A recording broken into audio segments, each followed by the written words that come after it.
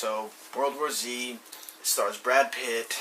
The trailers look pretty bad. It's a PG-13 horror film, and I heard it's loosely based off the novel, so...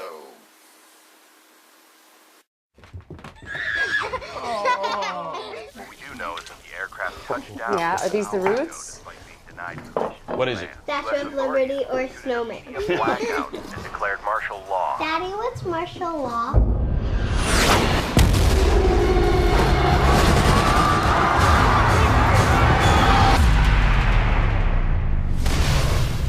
I'm scared.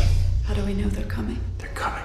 War Z stars Brad Pitt, and he plays a man named Jerry Lane. He's a part of the United Nations, and he's some sort of ex-officer, and he's the zombie apocalypse has come. The movie jumps right into it with, oh, zombies are here, now let's take care of this. And apparently Brad Pitt in the past was really good with what he did, so he gets called back to help, and he gets shipped away from his family. His family is left on a huge ship for safety.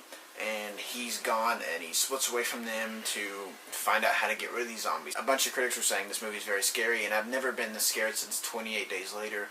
And I was like, okay, I'm on board for this. I thought it looked terrible, and I'm on board now with all the claims, and I'm ready to see it. And walking out of it, I wasn't scared once. This movie had no tension for me.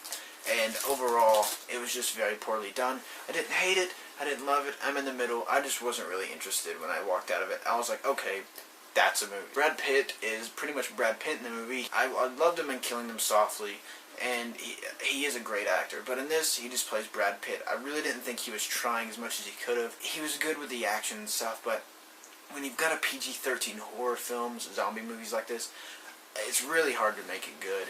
And I know why they're doing PG-13, because the book is so loved by the teenagers. We've got to get their tickets. So we got to make this PG-13, and I saw where they tried to make it as good as they could make it with PG-13, but it didn't work. You know, there were shots that would have been cool, but they had to stay away from it because of the blood and the gore, and it took away.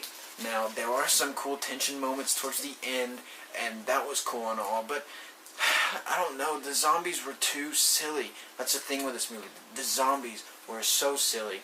I just didn't care about the people in these situations. They get rid of the family like 20 minutes in. There are things that are so like bizarre and unrealistic in the film that you just gotta question it and be like, okay, that wouldn't happen. And this isn't a spoiler because you saw in the trailer, there's a plane wreck. And Brad Pitt's character, Jerry, is in it. And throughout the film, he carries his phone to keep in touch with his family. And after this huge plane wreck, pretty much almost everyone's dead, besides him, of course. This phone remains completely unharmed. So, it's a 50-50 shot. It's either going to get completely destroyed or not. But actually, it's more like a 75-15% or whatever. More than likely, the phone's going to get destroyed. And it doesn't. It remains unscathed at all, and it's just a movie where it's like, okay, this shouldn't have happened, this should have happened, this shouldn't have happened, plot holes, and overall the movie is not scary. There's no tension at all in the film. Now I'm going to go into one spoiler, and I don't want to ruin it for you guys, so if you have not seen World War Z and you want to see it, just pause it from this movie. I'll go ahead and give you my score. Before I go into spoilers, I'm going 2.5 out of 5. Because the movie wasn't great. I didn't love it, but I didn't hate it. It was just, it's a movie. Now, I'm going to go into spoilers. There's just one thing I want to point out. Towards the end, when they're at the research facility or whatever, they're trying to get rid of they're trying to figure out what we could do, what we need to use to get rid of these zombies. We get close-ups of these zombies finally. We get more interactions between Jerry and the zombies. You know, he's in the building and he's risking his life for all these people to find this one antidote.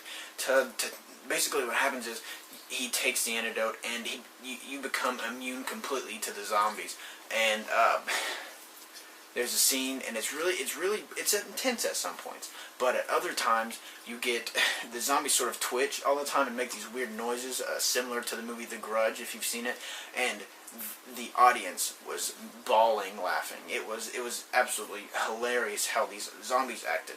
And I was like, did they not notice how silly and funny this was during shooting or post-production or whatever? Because I was laughing, and you clearly weren't supposed to be laughing. It was supposed to be scary, but everyone, including myself, was laughing.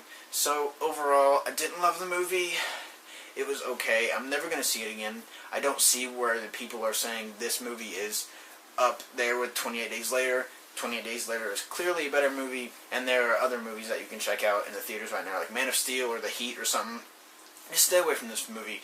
Maybe buy it on Redbox. $1, whatever. See it once, don't ever remember it ever again. And, of course, a sequel is already in the making. I don't know. Anyway, I want to thank you guys for watching this review. I'm the Modern Film Critic, and you can also check me out on MFN Studios. I'm partnering up with these guys in some movie reviews, and we've got a lot more stuff coming for all you fans out there. Like my Facebook, click the link, and just keep on giving me feedback. I'm the Modern Film Critic, signing off.